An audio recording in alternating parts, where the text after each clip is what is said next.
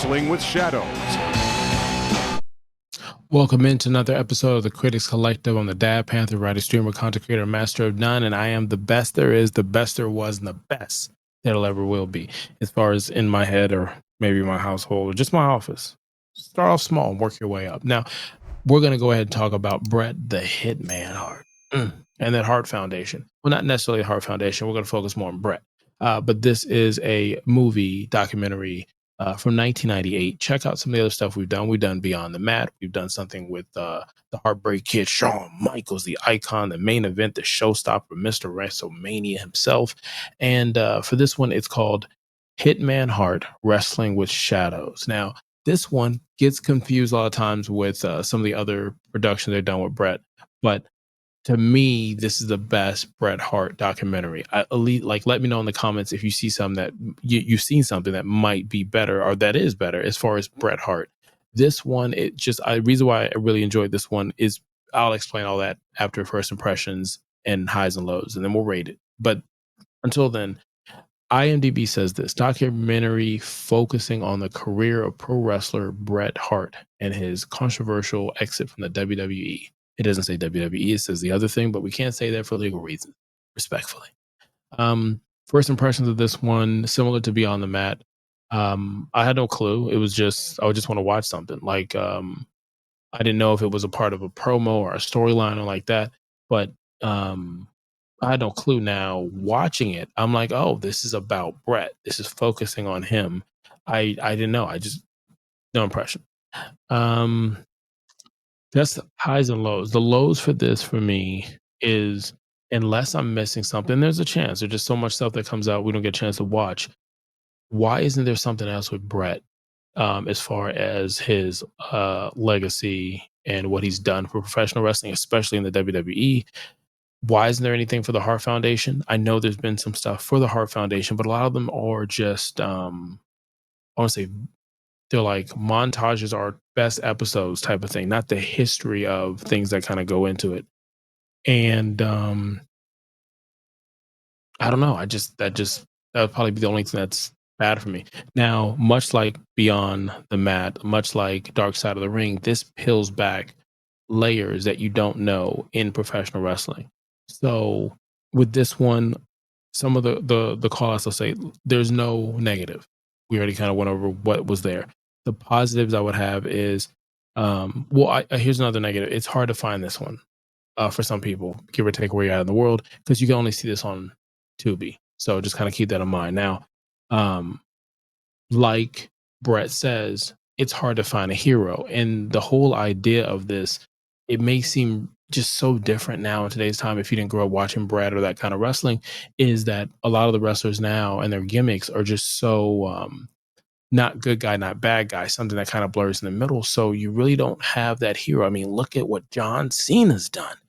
Damn it, if you thought you had a hero, you don't. You don't. You can't even see this man and he's still a villain? That's wild. I like that this had HD. At least for me, it has an HD feel. Maybe because I just watched so much old wrestling that standard definition. Yeah, I did say it right. Standard definition just seems HD to me. I don't know. Laugh out loud. There's a part where they go in the dungeon. The dungeon is a room in the Hart family where they would their dad Stu, who's been wrestling for forever, and like old school wrestling, what is it, Greco-Roman style, respectfully. But point blank, a lot of the wrestlers growing up would literally, like, you would squeeze their hand, they could break your hand, they could bend some bars, like it was like legit before HR got involved. And so what he would do is he would invite people who wanted wrestlers or who thought it was cut out for him, and he would take them to this dungeon and he would beat the shit out of them. And they would learn, they would come back, be a man. Go check our review for Mulan. I know it has nothing to do with anything, but advertising is advertising. Now, I laugh because it was a guy getting worked over by Stu, and you just hear him in the back, oh God. You would think it was 100 men versus one gorilla, and the gorilla is winning. There was country music playing in the background, and it's just gold. Try not to laugh at that scene. Followed by there was another one where a friend is watching his friend get worked over, and he's crying. He's got tears in his eyes and stuff. Like, you are crazy. Respectfully, I would have done the same shit. So I'm not trying to come for nobody. But his friend was looking at him like he didn't want any. And mind you, Stu is this old man, and he would whoop your ass. So I just thought that the Hart family versus Stone Cold Steve Austin. There's a promo kind of an event that happens during a match. I thought that was good. Also, Stone Cold Steve Austin's match in history with Bret was very, very good. I believe up until right now with this video coming out, I believe their match is the first match that was inducted into the WWE Hall of Fame. I believe it's a WrestleMania match. Point blank, it's a really good match in general. You should watch it. It actually changes the trajectory of Bret Hart and Stone Cold Steve Austin, and even the concept psychologically of a good guy and a bad guy, because the bad guy became the good guy in a double double face. Well, I don't remember what the terminology is for that.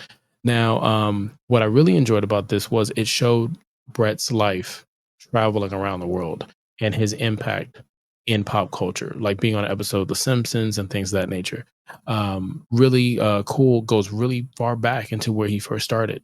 And as he's working to grow in size and grow into the business. Now, the blue, it's like on the cover of the blue, it's like this aqua blue.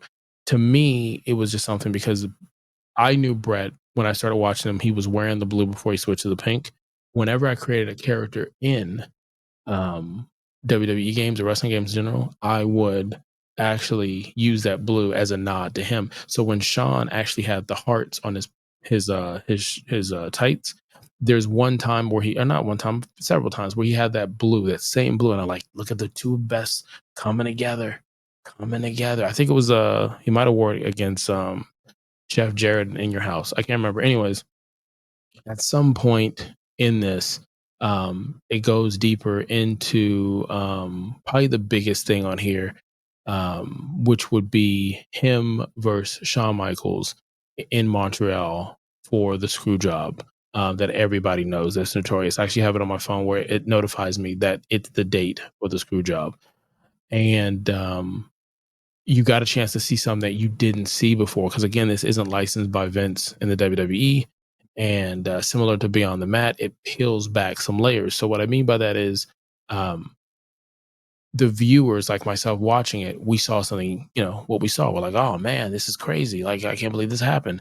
And, JR is getting off the show like, by God, tune in Monday. What just happened? Like stuff like that. But then I learned when I was watching that there was a contract that was running out, and you're watching what's happening on the business side, and you're seeing physical altercations, somewhat, that are in the background. Now, I'm not going to spoil anything just in case you've never seen it, because I'm really big on, if you're younger and you're here, I'm happy you're here. Hit the subscribe button, like, follow, all that other stuff. But maybe you don't know about Shawn Michaels, Bret Hart. Maybe you don't know about some of that stuff, and you tuned in and you're going to go back and check it. So I don't want to spoil it for you because it's good TV. I'll say that much. But what we're going to do is we're going to go ahead and rate this. We rate things here from 0 to 5, with 5 being awesome and 0 being not so good. So 5 would be like a barn burner match, and 0 is somebody just getting buried.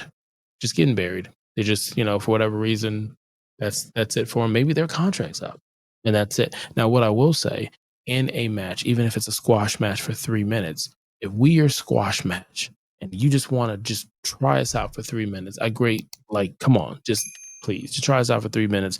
Let us know in the comments what you feel, what you think, what are you watching, and what we should be watching. We'll greatly appreciate that.